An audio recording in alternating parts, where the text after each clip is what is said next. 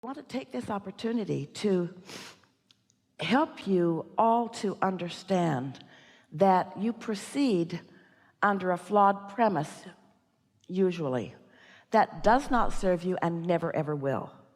And that flawed premise is that it matters to me what you think about me. And it also seems to you that if I think this toward you, then you should think likewise toward me. Oh, that's tricky. Because what anyone feels or perceives in any moment in time is way more about what they've been doing and what they've brought their vibration to than anything that has to do with you in this moment. So we want you to consider this just as a really good basis, not just for this question, but for this day. And then we'll go back and walk through this. Think about law of attraction, the law of attraction, and how it manages everything. And think about what it says is that everyone is offering a vibration, and those vibrations are being managed by the law of attraction. The law of attraction is managing all of that. And as the law of attraction is managing all of it, that means that nothing can come to you that is not vibrationally active within you. Which means as you get a response from someone that isn't pleasing, your awareness of that is active in your vibration. So it's hard for you to get anything else. And it feels to you like if they would just do something different, you would feel better. While we keep saying if you would do something different, you would feel better. And if you would do something different, maybe that very person would be activated in a different way. In other words, maybe you would own the room in a more powerful way and evoke something different. Or maybe someone else through the path of least resistance would just zoom right in and fulfill everything that you want, because you're clear and clean and pure and calibrated in your vibration. You don't have all this know what I don't want mixed in with it. So now think about the law of attraction and see yourself as someone who's decided, apart from this conversation, apart from maybe you woke up in the day and you're not yet thinking about that, fat chance, but let's just say that happened. And so your vibration is clear and you are calibrated to your inner being. And so you've decided to really isolate, calibrate, tend to, tune to the frequency of you. So you sit for a little while after you've meditated and you make some statements on a page about emotional things which are indicators of your calibration. And you don't write things that you do not mean, but you write things and you mean them, and you've practiced it enough that you're pretty good at it. And so you write things like, I feel eager about this day. I feel frisky about this day. I feel blessed in this day. Now, the first day you sit to do this, maybe not so much, but after you do this for a little while, it takes some doing to calibrate to your blessedness when not so blessed things are sometimes happening. But you can do it, and your calibration is everything, because your calibration to your source energy is your point of attraction. So I feel blessed, and I feel eager, and I feel expansive, and I feel ready, and I feel open, and I feel full of myself, and I feel fun. And I feel strong, and I feel intuitive, and I feel flexible, and I feel eager, and I feel balanced. I feel good. I feel really, really good. I feel good. So you calibrate. Now, what's happened? Whether you write it or just say it, it's better to write it because you'll focus better. And it's better to do it the next day and the next day and the next day and the next day and the next day, because after a little while it really catches on. And when you write those words, you feel the resonance of them, because it lights your inner being up with you. The two of you become a powerful, dynamic, powerful, good feeling team. It's the awesome power, or we like to say the awesome pleasure, of non-resistant thought that you've got going on with your non-physical partner. That's a powerful point of attraction. One who's connected to that is more powerful than millions who are not. So it's worth taking the time to do it. So you're all tuned into that. And now the image that Esther has in her mind is she's in this energy bubble, and she's now moving out into the world, into traffic, through the airports, into places where lots of people are. And because she's tuned to all things wanted. Things wanted are lighting up all around her, and those lighted up things are her world. And the things that she didn't calibrate to, like nobody loves me, or resentment, or what's up with that, or that was rude of you, or what, I've given all this to you and you feel that way about me. Since that's not what she's calibrated to, since she's calibrated to who she really is, as she moves through the world, she's in sync with source. Things that match the way she feels show up. Now let's say you're in this bubble and you've done that and you're moving out into the world, and let's say the world that you've moved out into is right now small. It's just your thought world. It's just your thoughts of the people that you know. And because you've calibrated to this, the people that are going to come to your mind are the people who are calibrated there with you. People in a bad mood aren't going to come to your mind. People not in love with life and not in love with themselves are not going to come to your mind.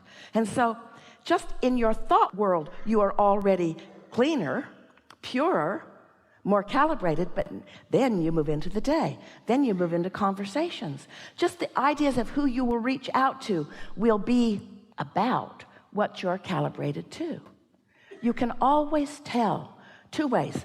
You can tell what you are vibrational matched to. We've been saying this forever. One is how you feel and one is by what happens. But most people don't even think about calibrating until they bump into something unwanted, and then we love you so much it's too late. Too late for now. You're just going to bump into them, and you're just going to get your feelings hurt, and you're just going to have a bad experience, and you're going to blame it on them, and you're going to practice the uncalibration of your inner being while you practice resentment and other things that just don't serve you at all. And so you just can't get around this. You got to clean up your vibration. And just because somebody is misbehaving by your standards to you doesn't mean you have to notice it and take it in. So you got to do something about that sensitivity. Well, that's not an easy thing to do, because most humans have been doing it for a very long time. Most of you have been calibrating. Oh, we love you so much, but we love you so much.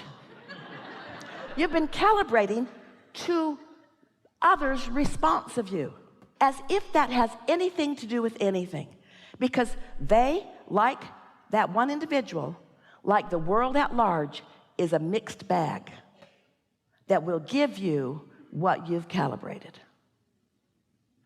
That one individual is like the world at large, a mixed bag. We've been playing with an analogy to see how it sits with you, and it's effective. We want you to think about all of the people in the world in an arena, a really big arena. And they've gathered together in clusters, and they've given themselves different labels. There are Republicans and Democrats, and there are Catholics and Protestants, and there are Jews. There are every category that you can name. There they all are clustered together. They're conflicted because some of them belong in more than one group and they don't know what to do. But there they are, and in most cases they are clustered together talking smack about the other groups. That's mostly what they're doing. And we say there are only two groups, really. There are only two groups. There's the group who in this moment, that's a key word, in this moment are under the influence of their alignment with source, they're calibrated to source, or those who are in this moment calibrated to something else.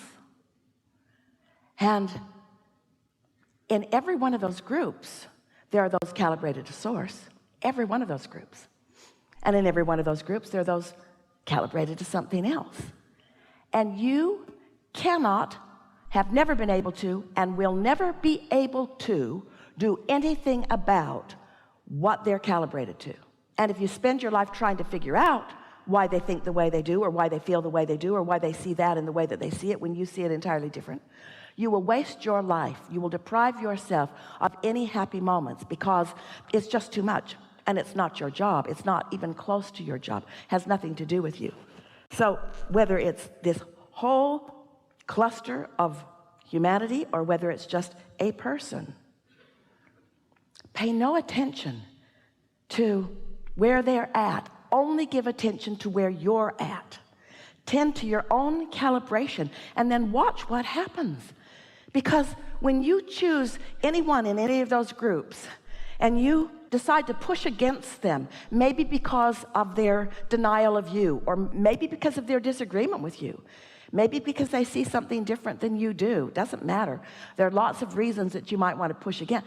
There are lots of examples of who you might push against, but there's only one reason that you're pushing against any of them. Drum roll, please.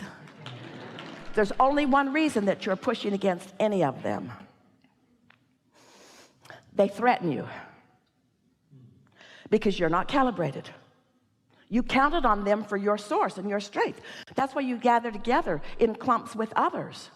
It's because you don't feel strong on your own. But when you've learned to calibrate to your own wholeness, calibrate to your joy, calibrate to your love, calibrate to your clarity, calibrate to who you are, now you can love them. You can love all of them.